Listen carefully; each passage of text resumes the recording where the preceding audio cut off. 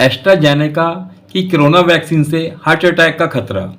British company ने court में माना भारत में इसी फार्मूले से बनी है कोविशील्ड। कोविशील्ड के भारत में लगे हैं 175 करोड़ डोज। दोस्तों, जैसा कि आप जानते हैं, कोरोना काल में कितना दुर्लभ समय गुजर रहा था। लोग बहुत परेशान थे, कोई मेडिसिन अवेलेबल नहीं थी। बाबा रामदेव सामने आए। बाबा रामदेव ने एक काढ़ा बताया कि काढ़ा पिएं जिससे कि कोरोना का असर कम होता है। उसके बाद उन्होंने अपनी एक फार्मूले से दवाई भी तैयार करी जो कि संदेह के घेरे में रही और उसको अप्रूवल नहीं मिली। लेकिन बाबा रामदेव क्लेम करते रहे कि ये मेरी दवा बहुत कारगर साबित होगी। इसके माने देश ने इंतजार किया और काफ़ी इंतजार के बाद ब्रिटिश कंपनी के फार्मूले पर तैयार हुई हमारी कोविशील्ड। जो कोविशील्ड तैयार हुई दोस्तों, उसको भी लेकर असमंजस की स्थिति अब पैदा की जा रही है। जो कि देश में जिन्होंने कोविशील्ड के इंजेक्शन लगाए हैं उनके अंदर बहुत तरह के भ्रम पैदा कर रही है। देश में एक पैनिक लाने की कोशिश की जा रही है। एस्ट्राजेनेका कंपनी की वैक्सीन को भारत में कोविशील्ड के नाम से जाना जाता है।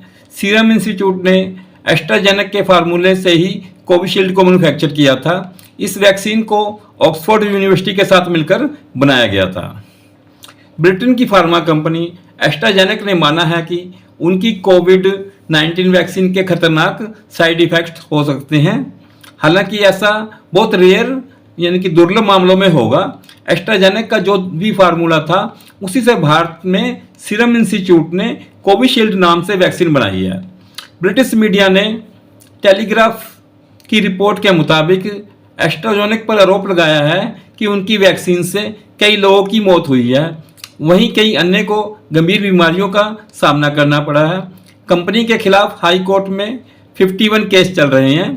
पीड़ितों ने एस्ट्राजेनेका से करीब 1000 करोड़ का हर्जाना मांगा है। ब्रिटिश हाई कोर्ट में जमा किए गए दस्तावेजों में कंपनी ने माना है कि कोरोना वैक्सीन से कुछ मामलों में थ्रोम्बोसाइटोपेनिक सिंड्रोम यानी TTS हो सकता है। इस बीमारी से शरीर में खून के थक्के जम जाते हैं, प्लेटलेट्स की संख्या गिर जाती है। दोस्तों, भारत में कोविशील्ड के सबसे ज़्यादा डोज लगे हैं। कोर्बोवैक्स के 7.38 करोड़ डोज लगे हैं। कोवैक्सीन 36 करोड़ डोज लगे हैं, जबकि कोविशील्ड के 175 करोड़ डोज लगे हैं। दोस्तों, सबसे ज़्यादा हमारे देश में कोविशील्ड ही लगी है, जो कि जिस कंपनी के फॉर्मूले के आधार पे बनाई गई थी उसके ऊपर शंका जाहिर की जा रही है और उसके बहुत से साइड इफेक्ट भी सामने आ रहे हैं। ऐसा कंपनी ने खुद ब्रिटिश की एक कोर्ट के अंदर मान लिया है, जिसको लेकर भारत में पैनिक होना स्वाभाविक था।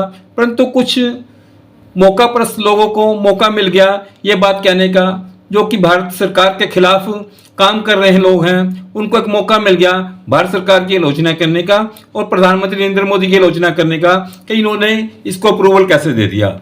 जबकि उसमें स्थिति ऐसी थी कि देश बहुत ही दयनीय स्थिति से गुजर रहा था। देश के पास कोई उपचार पद्धति नहीं थी। देश के लोगों में ये भावना घर करती जा रही थी। देश में मृत्यु दर बढ़ता जा रहा था। लोग परेशान हो रहे थे, बीमार हो रहे थे।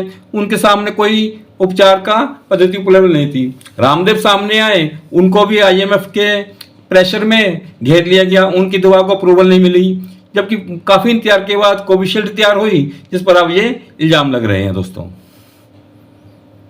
सबसे पहले ब्रिटिश नागरिक जेमी स्कॉट ने केस किया। अप्रैल 2021 में जेमी स्कॉट नाम के शख्स ने यह वैक्सीन लगवाई थी।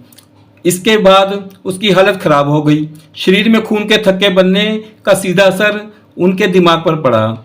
इसके अलावा स्कॉट के ब्रेन में इंटरनल ब्लीडिंग भी हुई। रिपोर्ट के मुताबिक डॉक्टरों ने उनकी पत्नी से कहा था कि वह स्कॉट को नहीं बचा पाएंगे। कंपनी ने पहले दावों को नकारा, फिर माना। पिछले साल स्कॉट में एस्ट्राजेनेका के खिलाफ शिकायत दर्ज कराई। मई 2023 में स्कॉट के आरोपों के जवाब में कंपनी ने दावा किया था कि उनकी वैक्सीन में TTS नहीं हो सकता। हालांकि इस साल फरवरी में हाई कोर्ट में जमा किए दस्तावेजों में कंपनी इस दावे से पलट गई। इन दस्तावेजों की जानकारी अब सामने आई है। हालांकि वैक्सीन में किस चीज़ की वजह से यह बीमारी होती है, इसकी जानकारी फिलहाल कंपनी के पास नहीं है। इन दस्तावेजों के सामने आने के बाद कोर्ट के वकील ने कोर्ट में दावा किया कि एस्ट्राजेनेका ऑक्सफोर्ड की वैक्सीन में खामियां हैं और इसके असर को लेकर गलत जानकारी दी गई है। दोस्तों, ये तस्वीर जेमी स्कॉट और उनकी पत्नी की है। जेमी को अप्रैल 2021 में वैक्सीन की वजह से ब्लड क्लॉटिंग का शिकार होना पड़ा, जिसके कारण वो उनकी मृत्यु हुई थी। दोस्तों, नहीं इस्तेमाल हो रही है एस्ट्राजेनेका की वैक्सीन। खास बात यह है कि इस वैक्सीन का इस्तेमाल अब ब्रिटेन में नहीं हो रहा है। टेलीग्राफ की रिपोर्ट के मुताबिक बाजार में आने के कुछ महीनों बाद वैज्ञानिकों ने इस वैक्सीन के खतरे को भांप लिया था और इसके बाद यह सुझाव दिया था कि 40 साल से कम उम्र के लोगों को दूसरी किसी वैक्सीन का डोज दिया जाए। ऐसा इसलिए क्योंकि एस्ट्राजेनेका की वैक्सीन से होने वाले नुकसान कोरोना के खतरे से ज़्यादा थे। Medicine health care products regulatory के मुताबिक ब्रिटेन में 81 मामले ऐसे हैं जिनमें इस बात की आशंका है कि वैज्ञानिकों की वजह से खून के थक्के जमने से लोगों की मौत हुई है। Medicine health care products regulatory के मुताबिक ब्रिटेन में 81 मामले ऐसे हैं जिनमें इस बात की आशंका है कि वैक्सीन की वजह से खून के थक्के जमने से लोगों की मृत्यु हुई है। MHRA के मुताबिक साइड इफेक्ट से जूझने वाले हर 5 में से एक व्यक्ति की मौत हुई है। रिपोर्ट के मुताबिक फ्रीडम ऑफ इंफॉर्मेशन के जरिए हासिल किया गया आंकड़ों के मुताबिक ब्रिटेन में फरवरी में 163 लोगों को सरकार ने मुआवजा दिया था, जिनमें से 158 ऐसे थे जिन्होंने एस्ट्राजेनेका की वैक्सीन लगवाई थी। वैसे तो इस वैक्सीन को ब्रिटेन के पूर्व पीएम बोरिस जॉनसन ने एस्ट्राजेनेका वैक्सीन को ब्रिटिश साइंस के लिए एक बहुत बड़ी जीत करार दिया था। दोस्तों, वैक्सीन इस समय हिंदुस्तान में 175 करोड़ के करीब लोगों के लग चुकी है। अब इस समय लोगों को भ्रम में रहने का कोई वो नहीं है कि उनके पर इसका असर क्या हो रहा है। जैसे कि वहाँ पे ब्रिटेन में मौत हुई है तो इंडिया में भी ऐसा सारा कुछ होगा।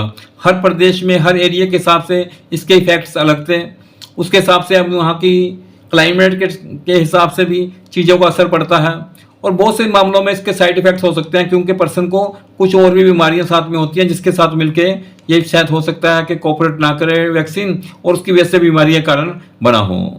तो अभी लोगों को इतना पैनिक होने घबराने की लोड़ नहीं। इतने दिन से जो सुरक्षित है आगे भी सुरक्षित रहेंगे।